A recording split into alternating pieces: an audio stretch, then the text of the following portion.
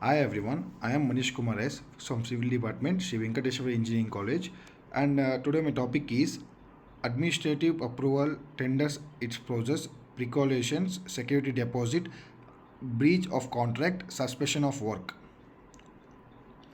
Approval. Administrative approval typically refers to the process by which certain actions, decisions, or request within organization for the reviewed and authorized by the individual and administrative roles. This process is often to the place of ensure the actions align with the organizational policies, procedures, and goals. Administration approval is common in various contexts, including business, government, education, and non-profit organization.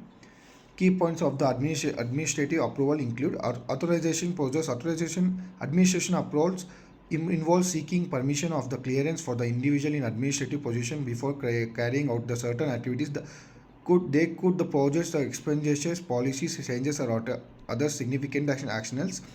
EDC and responsible. The level of the authority required for the approval often depends of the nature. The impact of the design. Higher level administrative or executive may be responsible for the approval major initiative financial expenditure, while lower level administrative may be handle routine matters. Policy addresses the approval process ensure that actions are consistent within the established policies and guidelines. This helps maintain compliance with the legal requirements, industry standards, and organization internal regulations. Risk management. Administrative approval key components of the management by having oversight from the administrative organization can migrate risks associated with the potential errors, financial losses, or action that may have adhesive consequences. Tender it is possessed. A tender is formally written offer by the proportional to the provide good for the servers specialized following structural promotion process. It common method used in the organization business of the government organizations in initiative the competitive bid and qualified suppliers or service provides. The tendering process is designed to the ensure transparency, fairness, and equally opportunity to the potential suppliers. Here the overview of the trending process. Identification of to need. The organization determination.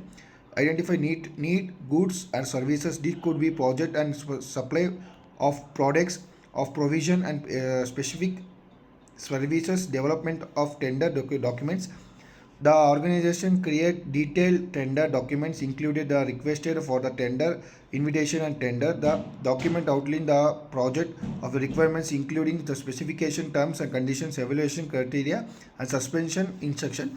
Publication of tender. The organization publishes of the tender documents made them acceptable to the potential suppliers. This can be done through official websites, public notice and specialized procurement platforms.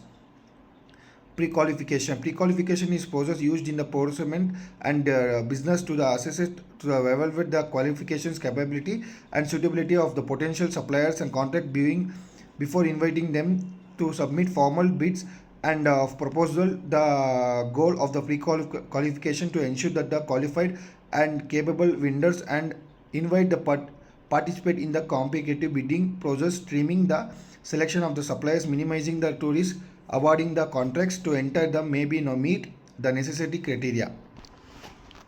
Here a overview of the pre-qualification process. Development of a pre-qualification documents. The organization creates the pre-qualification documents which typically include information about the project, eligibility criteria, technical specification, financial requirements, expensive and other requirements for qualifications.